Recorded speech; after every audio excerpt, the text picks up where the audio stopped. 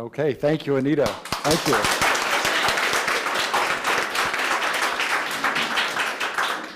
Thank you. It's a pleasure to be here, and thank you all for coming.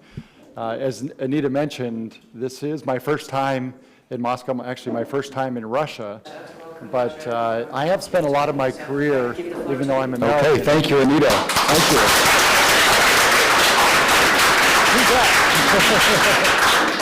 Thank you. It's a pleasure to be here, and thank you all. Okay. Double pleasure, yes. I've actually spent a lot of my career living and working overseas. I lived in London, I lived in Holland, I lived in France for 10 years. And so even the businesses I've worked on in the US have all had very international elements to it. And it's something I've always enjoyed in my career. It was one of the things that attracted me to Conde Nast is the fact that they were going to bring the US business and all the international businesses together as one company, as one global company. And I thought that was a very, very interesting and exciting opportunity. As Anita mentioned, this is the first international operation that I've visited. And the only regret I have is that I'm here too short because it's such a beautiful city. I'm only here one day, but I promise I will come back for a longer time to stay because it is such a beautiful city. I did get a chance to go for a run yesterday and got to run around the Kremlin and see some of the sites, but I need to come back to see much more and to go to the Bolshoi too. One of the things that really attracted me to Conde Nast, coming from making jewelry. That's a joke. I know Pandora here is a jewelry company, but in the US it's actually the largest streaming music service. So in the US there's about 70 million people who use it every month, and it's bigger than Spotify and bigger than Apple Music and all the other companies. But so most recently I was actually running that company, Pandora. Before that I started a streaming TV company that's the largest streaming TV, live streaming service in the US called Sling TV. And then before that, I ran internet businesses in Europe.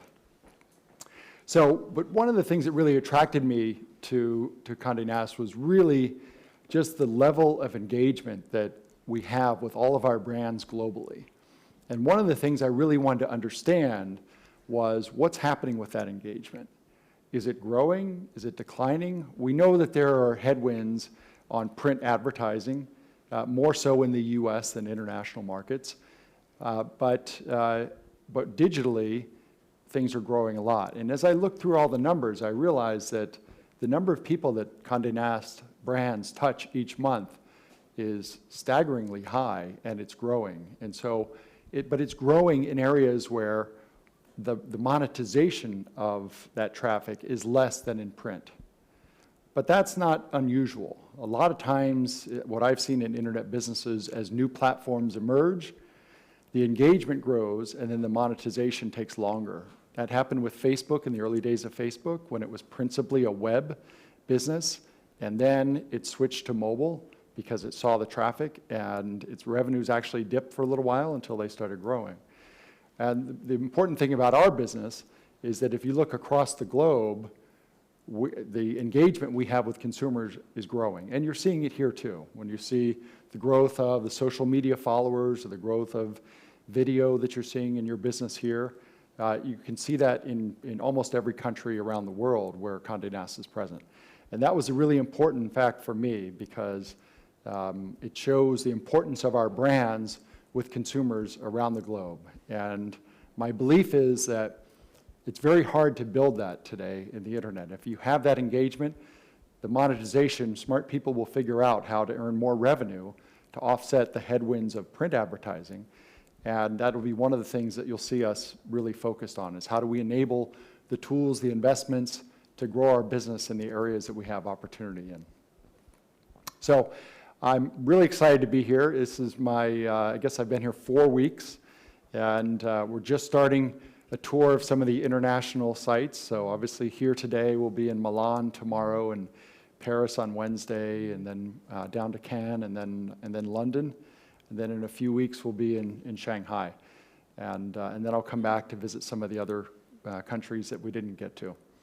So with that, what I want to do is take some questions from all of you, and what I've been doing meetings like this in the US. I do them every day with about 100 to 150 people, and I like to get lots of questions. You can ask me anything you'd like. Also, if you just want to tell me things that you're concerned about or things you think I should know, it doesn't have to be a question. You can just make a statement.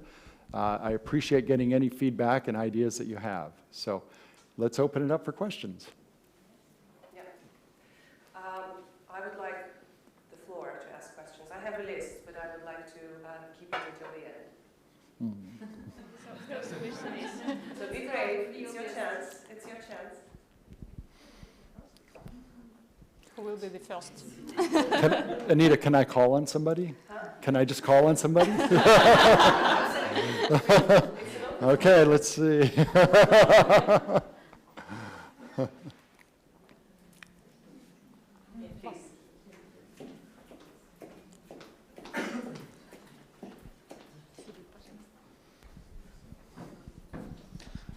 Hello, Roger. Thank you so much. My name is Philip. I'm a data analyst from the data team, Russian. May I ask you to describe the structure of Conde Nast data team, its strategy, its main value it contributes to media business, and also, please, could you share your vision of the process of merging the Conde Nast data team, CNI data team, and the small local teams data team, and what is your data global strategy? Right, so there's a lot in that question. Can I see your notes? I'll try to remember everything you asked. One of the things I'm doing right now in going around and meeting with the different managing directors of each of the countries is to understand these businesses more, so I can start to figure out what are the opportunities for collaboration. Data is certainly one of them. The companies that I've run before have all had a common theme, and that is how do you use data to improve your business? And in the case of Pandora Music, it was the core of our business. We had a team of 42 data scientists and computational programming people, and it really was the underpinning of how that business operated, and the business before that, same, Sling TV. So it's something I'm very interested in, something I'm very comfortable with and very focused on. And there are lots of differences country by country in what data you can collect and how you can use it.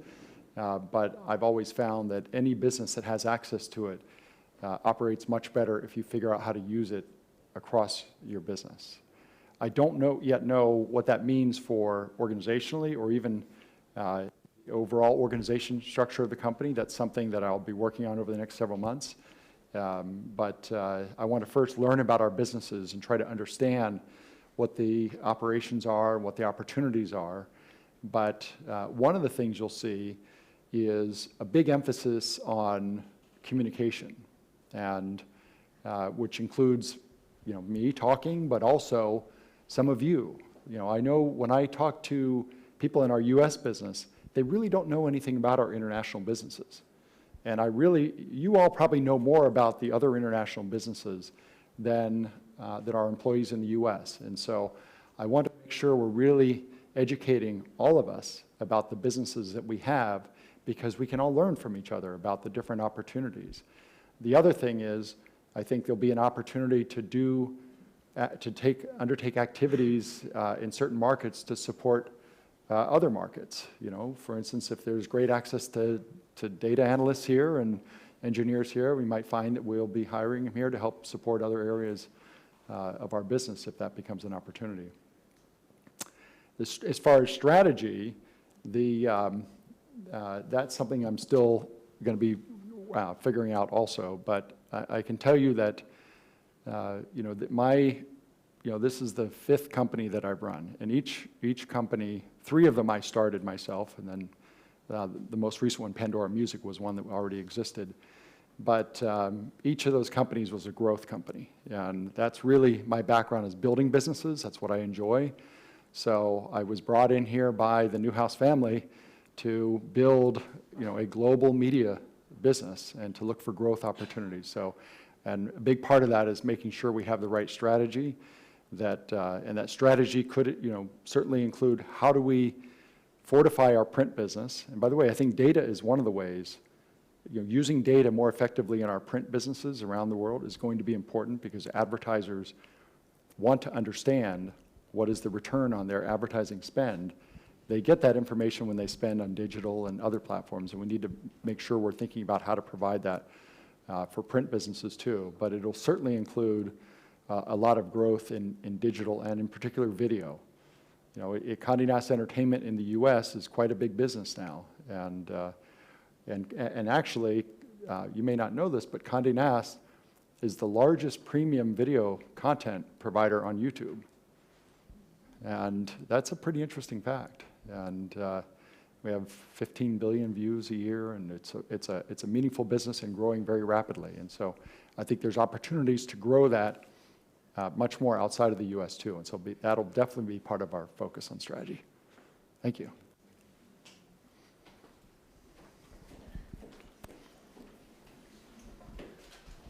Hi, Roger. My name is Philip. I work as a digital marketing manager in the digital department, and my question is, are you going to take a global strategy to develop our brands, or you will look at like a local?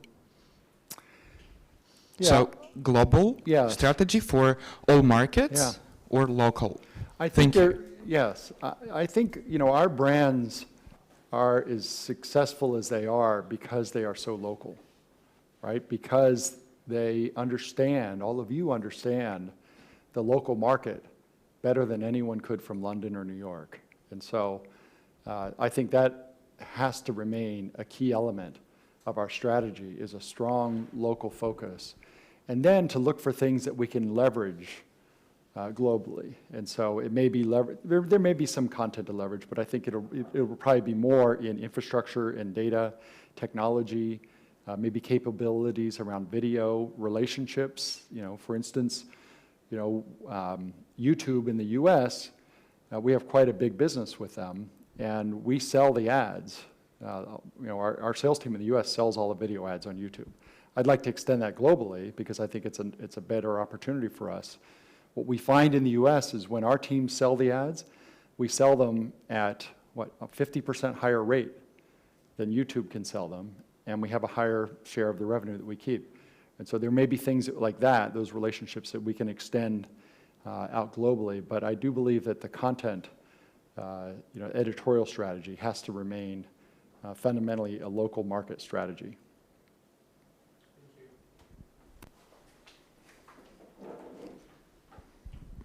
Hi, my name is Eva. I am a chief editor of GLAMOUR.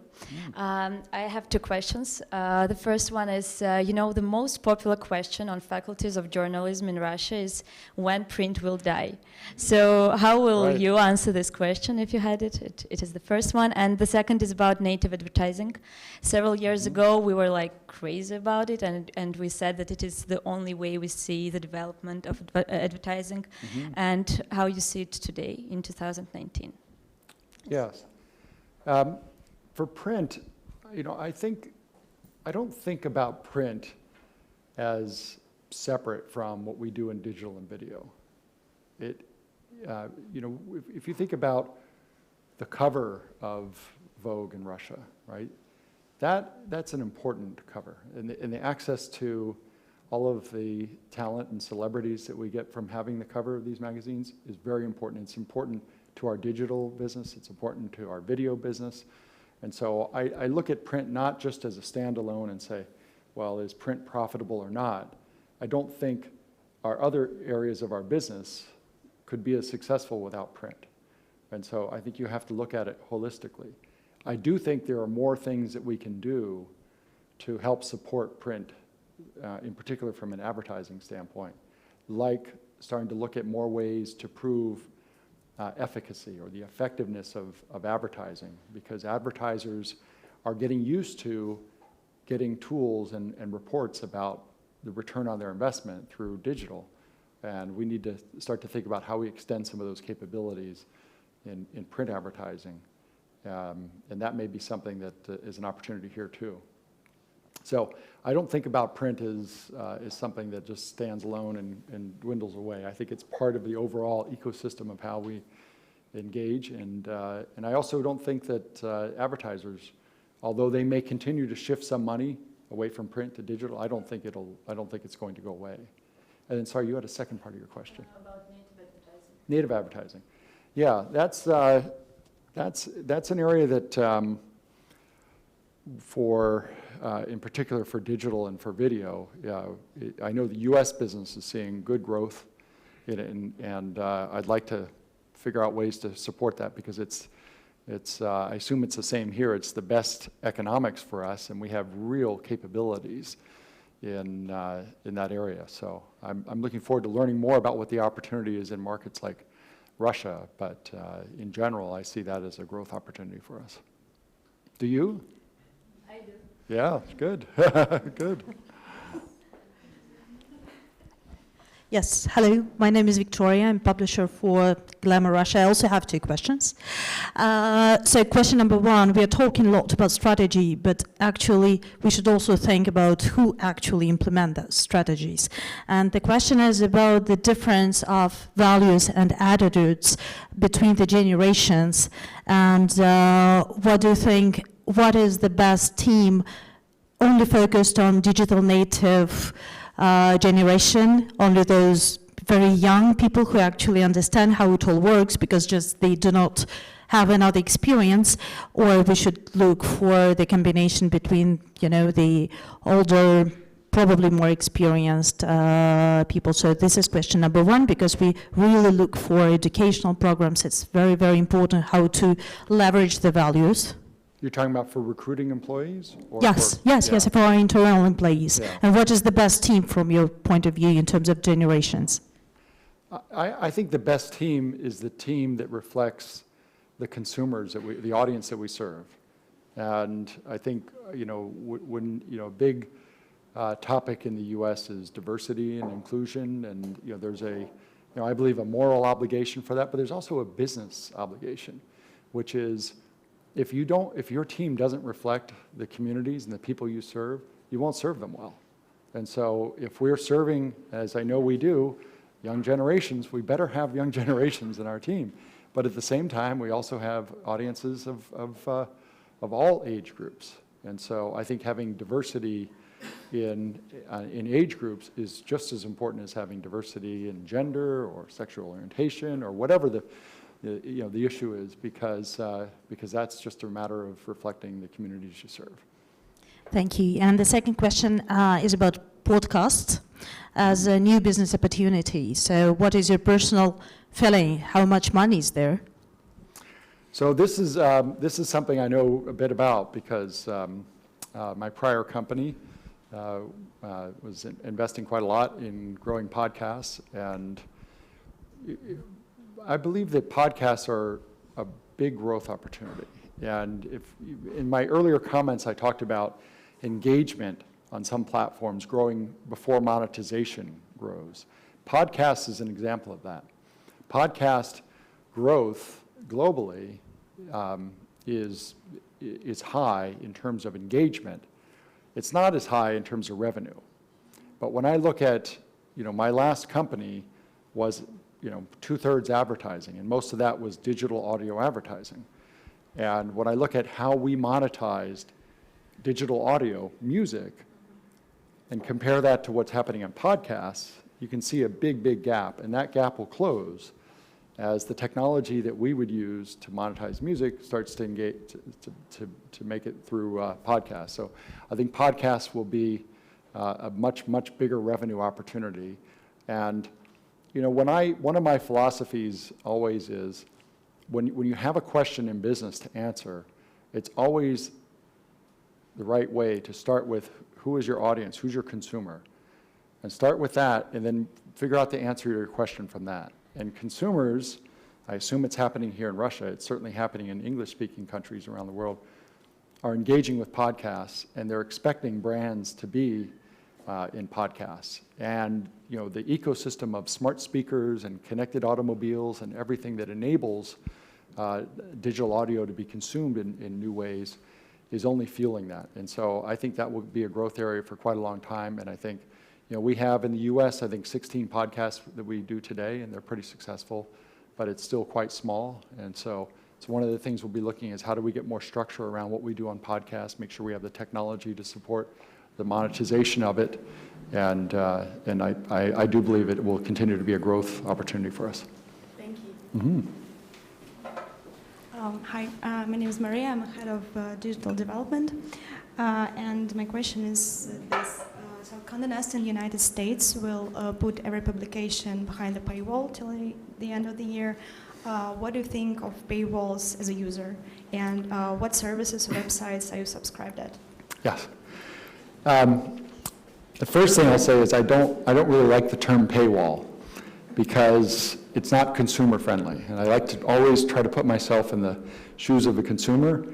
And at least in English, like pay and wall is like you're putting up a barrier, right? We don't want to put up barriers. We want to bring consumers in and engage with consumers. So I don't like to use that term personally, but there's no single right answer for the brands. If you look at in the US, we have the New Yorker. The New Yorker is a very, very popular magazine in the US, and I think 90% of its revenue is subscription already. And the subscription is expensive. It's $150 a year.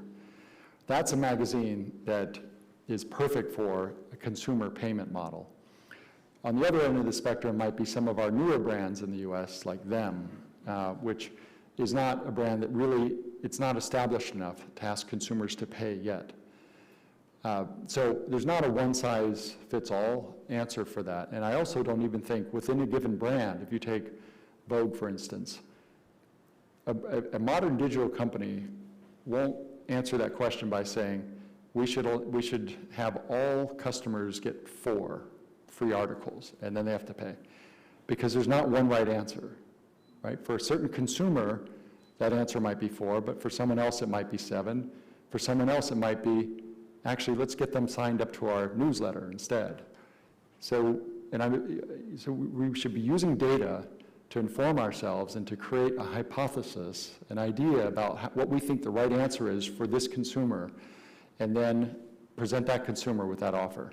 And then learn from it. Learn what the engagement is, and always iterate, and build systems that enable you to A/B test and to make decisions on that. Because I always think that in questions like that, the way you answer that question is you let the consumer answer the question, but you create the conditions so that the consumer can give you the answers to the question. And the way you create the conditions is by having a testing methodology that allows you to find the answer from the consumer. I'm Ksenia, I'm editor of Chatla. I hope you will forgive my 2 very private questions. So the first one, many entrepreneurs in Silicon Valley do have their own hour of power in the morning, so full of meditation, affirmation, physical activities, etc. When do you personally get up? Yep. And are there any morning rituals? Yeah, definitely. I usually get up at 5 a.m. and I have 2 big dogs, so Rhodesian Ridgebacks. They're 135 pounds. I don't know what that is. It's 60 kilograms, 65, yeah, kilograms. And so I like to run with them in the morning. And so, I was living in San Francisco up until I took this job. And so in the morning I would run. There's a beach that's not far from our house. I'd run them down to the beach and run along the beach. It was really beautiful. So now I'll have to run on the pavement in New York City. But yeah, I like to exercise in the morning because I just find if I put it off until the evening, I can always find an excuse not to do it. So I have to do it in the morning. And so I usually do that, and then I'll do a little bit of email, and then I'll take a shower and go into work. So that's my morning ritual. Thank you. Since Chatla is sometimes called a party magazine, could you recall the most memorable and impressive party in your life? Probably when you party. Party. Oh. Most impressive party. Probably you play the guitar yourself. Oh, I play the guitar? Oh, yeah, okay. Well, that's so I do play guitar. I do still play in a band today. And Well, I have to say, the most impressive event that was a party I went to was the Met Gala, which was just a couple weeks ago. It's a very impressive event. So that has to be. You didn't see my outfit? You want to see my wife's outfit, not my outfit. My outfit is just a tuxedo. Although Anna said, would you wear something colorful? And I thought, oh my God, what is this going to be? It's going to have me in a pink tuxedo or something. But she gave me like a vest that was just sort of a little bit of gold and black, so it wasn't too colorful. But yeah, that was the most, I think, impressive party I've ever been to. Yes, I'm Anna Pcholkina, I'm publisher of Toddler, and I actually have a question quite similar, but you seem to be a quite busy person, and what would be your major advice how to remain work/personal life balance? And with all this new trend to mindfulness coming from Silicon Valley, do you think any of this trend can fit the Conde Nast culture, something new we can start here about mindfulness? Yeah. I think that there's always a tension between doing what's urgent and doing what's important, right? I like to think about that intention because those are two different things. Something urgent might be in your life might be there's something going on at work and, that needs attention. And, for like in my jobs that I've had, there's always those things. So if I only ever dealt with things that are urgent, I would never deal with things that are important because the important things aren't necessarily the urgent things. And what I put in that category of importance is health, family, friends, right? And so for me, I take a special focus on making sure I have time to do things. That's why I still play in a band, because that takes a big effort. Because I live in New York and all my bandmates live in Denver, which is 2,000 miles away. But I'll still fly on a weekend to practice and get ready for gigs that we play because it's important to me. It's not urgent, but it's important. And to me, having that balance and always staying focused on that balance makes you successful over longer term. If you only focus on the short term, you lose your energy, you lose your motivation. And so I've always, people who've worked for me, I've always encouraged that. And when they have, children's event or, they're going camping with their children and, there's a company event, I say, go do that. That's more important. It's much more important than whatever urgent thing there is at the company because that's what builds sort of long-term sustainable momentum and morale.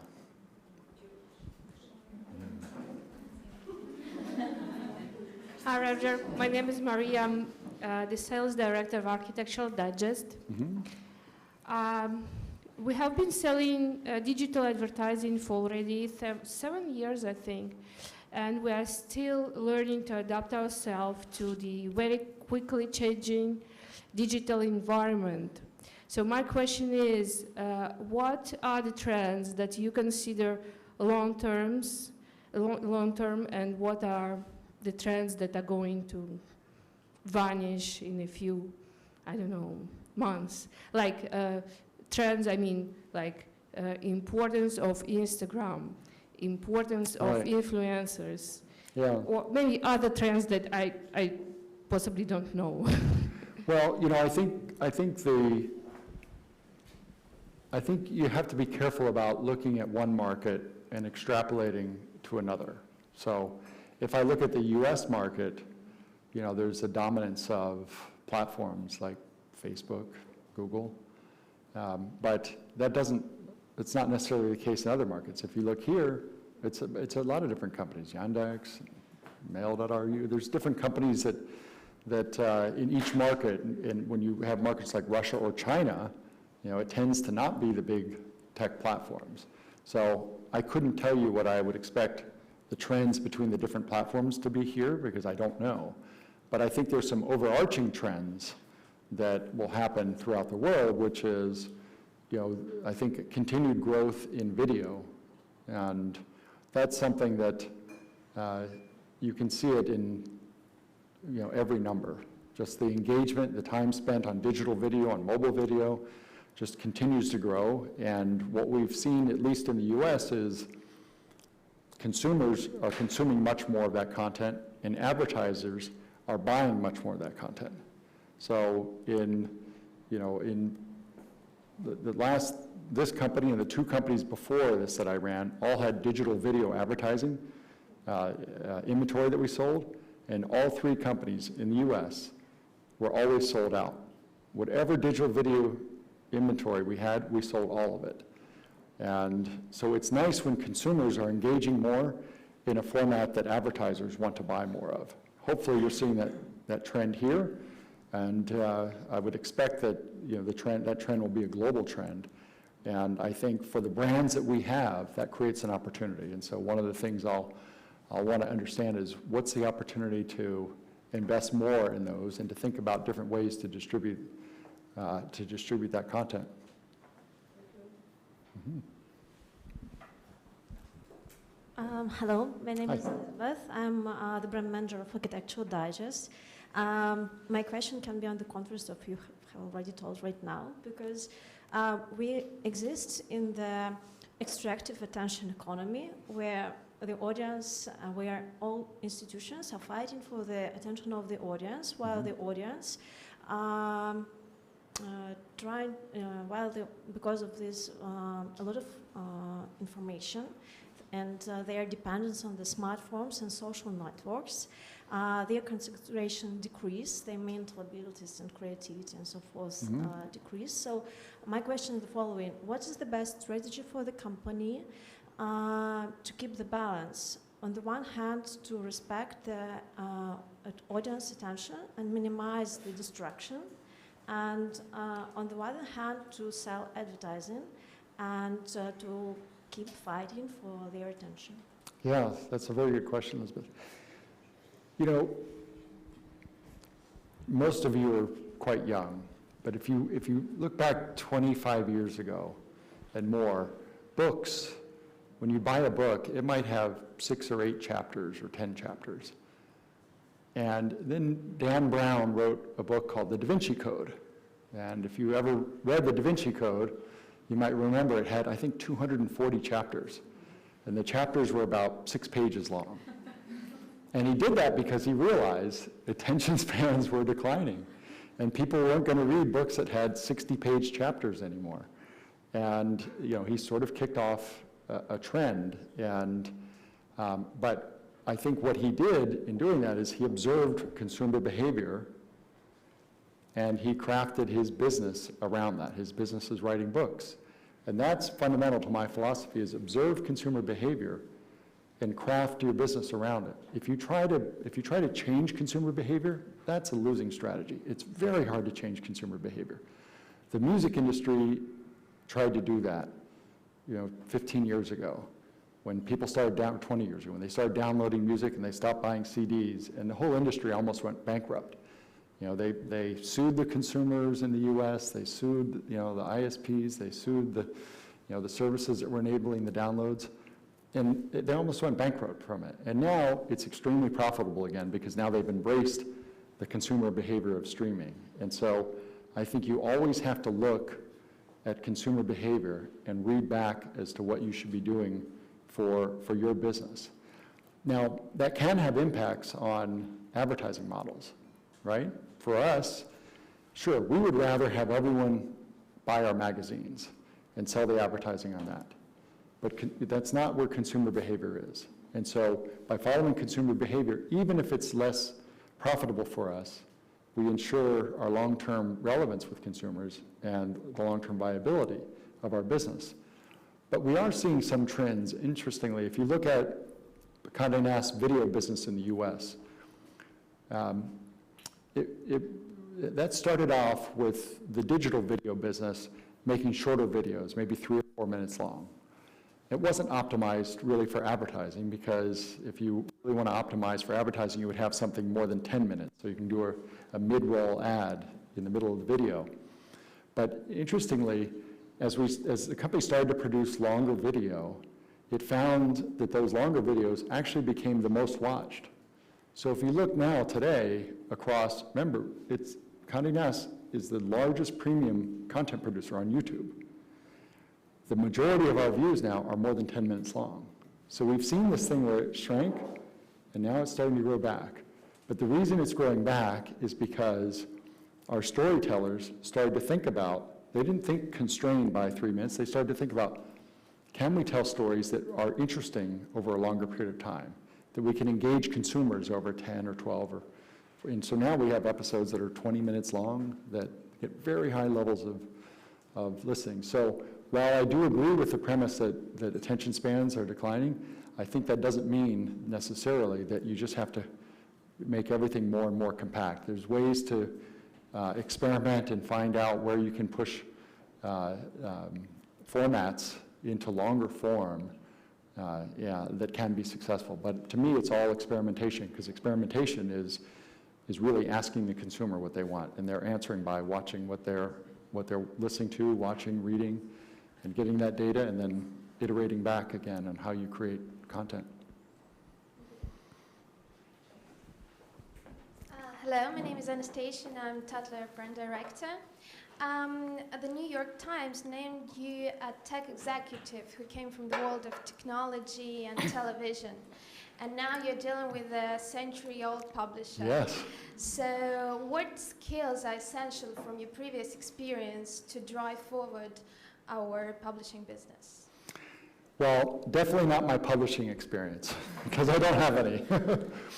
But, you know, I think that,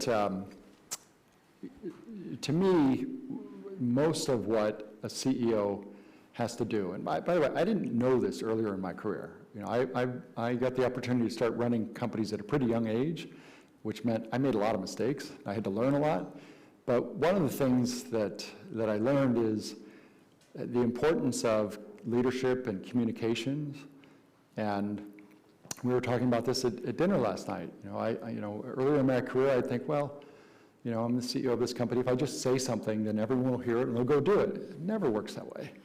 You have to say it over and over and over and over again, and you have to think about how do you communicate. And for a company like ours, where we have employees in 8 languages and however many different time zones, all these different countries, having, you know, someone who is full-time working for me thinking about how are we communicating with employees is critical.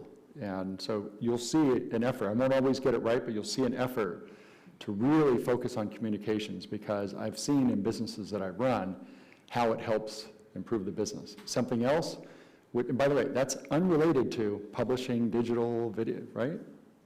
Something else that is making sure that we really all know what our purpose, our values, our principles are. You know, what's our mission? Why are we here? Because it's not enough to get a paycheck, right? People want to belong. They want to feel like they're working for a company that has a mission. And so that'll be another area that I'll focus on. Again, has nothing to do with publishing. It's true for any company. So I think and then, you know, there's a whole bunch of, my background is digital, obviously, in video and things like that. Those things are relevant to a lot of where the growth of our company will be in the future. And then I look forward to learning about the print side, because it's an important part of our business today and will continue to be.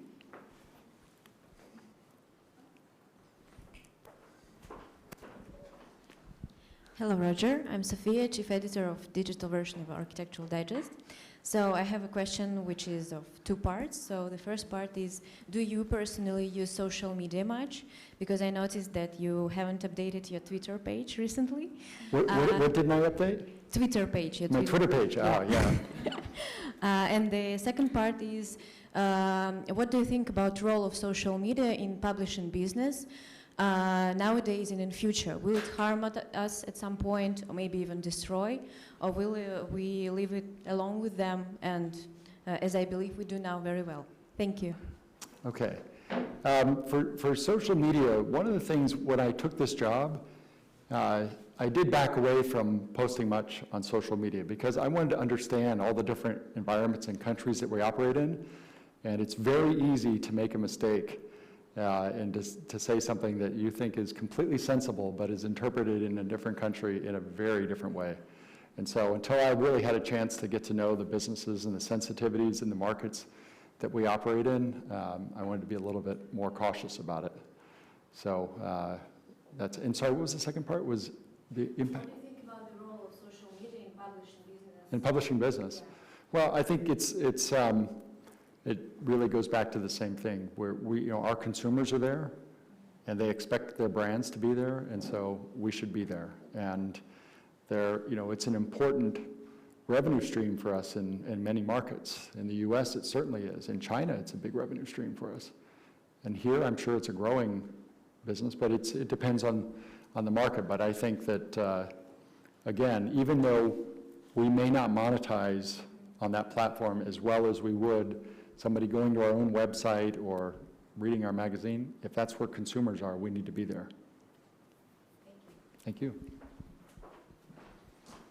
Hi, my name is Oksana. I'm the chief editor of GQ website, and I have two small questions, but I actually expect honest answers, if it's possible. So the first. So you expect honest answers? Yes. As opposed to dishonest ones? Can you please tell us, how often have you read any of Conde Nast publications before you started to work here? Yeah, sorry, somebody asked that earlier, what publications I subscribe to. So I've been a subscriber to The New Yorker for a very long time. And, The New Yorker, for those of you who may not be as familiar with it, it's, in the US, it's the premier weekly magazine. There's nothing better than The New Yorker. That's why it can charge $150 a year for The New Yorker. On the other end, Pitchfork is a music blog service that we own, and because I'm a music person, I've read Pitchfork for 15 years or something. And then, GQ is something, it's interesting because GQ has gone through a bit of a renaissance in the US. And I used to read it when I was younger, and then I got to a point where I sort of lost what it meant. I lost the reason why to read it. And because I think GQ sort of lost its mission. I'm not talking about here, in the US. And I think under the US editor now, Will Welch, it's found its mission again. And it's refocused on things like fashion and not trying to be everything for everyone. And it's nice to see that resurgence of it. And so I've started reading it again because I'm in this job, though. I didn't before that. And then Vanity Fair is something that I've always read because, it's about the entertainment. A lot of it is the entertainment industry that I've spent a lot of my career. Other publications that I read are New York Times and the Washington Post and the Wall Street Journal. But these are all digital. Like I've been, a digital media person for a long time. And so one of the things I've started doing since I took this job is reading the print versions of magazines again, because it's something I'd stopped doing because I did everything digital, principally because I just travel all the time. And so my iPad has everything on it, and I don't need to fill up my briefcase with things. So I'm sort of rediscovering print magazines, and I'm quite enjoying it. It's an experience that's different from the digital, very different from the digital experience. Thank you. And the next question is, what do you think are the 3 most important reasons why Newhouse family chose you to become who you are now? That's a really good question, because when they first approached me, I thought, what? It was like, why do you want to talk to me, and why do I want to talk to you? Because it just seemed, out of my background. And the company I've been running, Pandora Music, we sold, and that deal closed on February 1st. And so I left right after it closed. And there were a number of companies that I was looking at joining to run. And the other companies, there were 3 other companies. They were all much more in my wheelhouse, much more similar to my background. But I can't name them now, because those are under confidentiality agreements. But you would know some of them. But what I found, it was very interesting. What I found was I'd be sitting on a plane, and I'd have all these materials from these different companies. And the one that I would go read would be Conde Nast. And I couldn't explain it. I didn't understand why. but I just found it was, to me, the most intriguing. And I think it is in part because it's such a leader in everything that it does. And yes, there are headwinds in different aspects of our business, but it's very hard to be the leader in so many things like Condé Nast is. And I just believe that there's a better way to capitalize on that position globally than we have in the past. As to why the Newhouse family chose me, what they, I think, would say is they wanted somebody from outside of the traditional publishing industry, someone who would have a different perspective rather than coming at it from the historical or legacy perspective. And I think they believe that a lot of the future growth of the business will be in areas like digital and video. And I think they wanted somebody who also had a lot of global experience, and I've run businesses in a dozen countries, and so at least those are the reasons they told me. Thank you. I want to use the opportunity that I have microphone and ask you a question. All right. Can I? Okay. We have already talked about YouTube and work of our American office on it, and I would like just to clarify how you really plan to combine work with our colleagues, how we can share maybe our experience with them, maybe something like this. Perhaps ongoing, for example, we can visit them on their offices and see how their working process is organized. Thank you.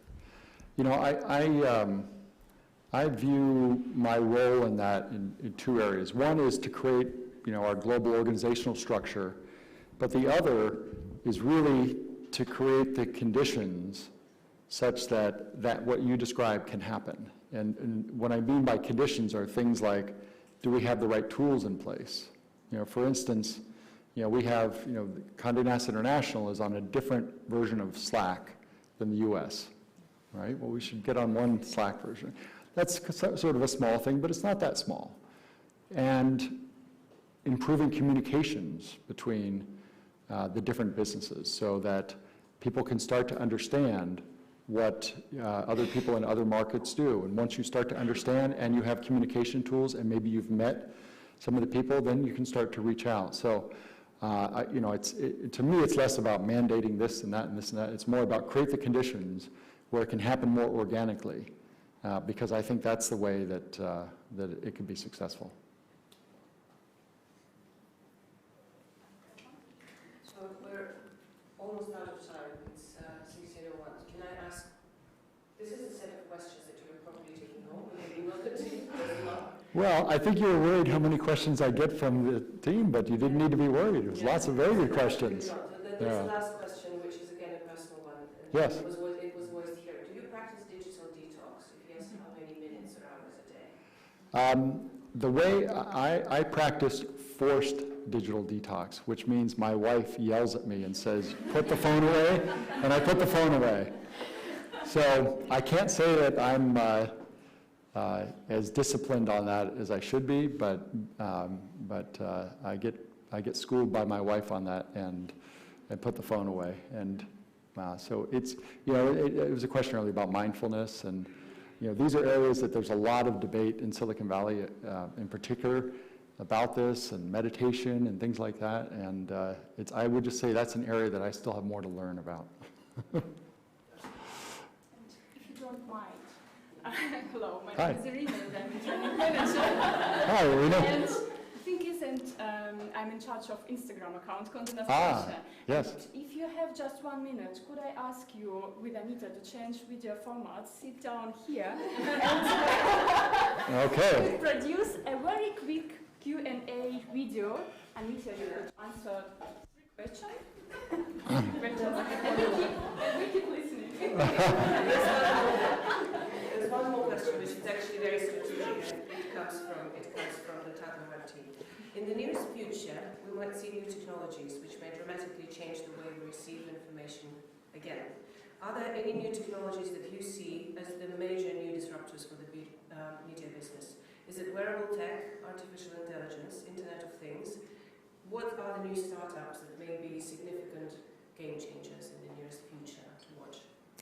You know, I think that when you look at new technologies, it's generally not one thing that changes. It's a combination of things. So if you think about Internet of Things is really enabled by something like 5G, which then enables new kinds of interactivity because of extremely low latency or because you can have millions of devices connected to an individual tower. And so I always try to look at ecosystems that are developing, because I think the more interesting things happen out of ecosystems that are developing rather than just one thing that's happening. So an example is, you know, we talked about earlier about smart speakers. You know, that's an ecosystem that's developing that is creating conditions for more digital audio, which is creating conditions for digital audio advertising technology, which then enables a new revenue stream to fuel growth in podcast revenue, which I think is a really interesting area. In terms of, you know, more far out technologies, you know, I get in the roles that I've had, I get opportunities to look at these things all the time, and I can't sit here and say I can predict which one is going to take off, but what I do know is you always have to be looking at where consumer engagement is starting to occur and figure out whether your brand, your consumers will expect your brands to be there. And if the answer to that question is yes, then you need to move quickly to be there, because as consumers move from platform to platform, they expect the brands that they engage with to be there. And if you're not there, they'll replace you with another brand. Thank you. Thank you. Thank you very much.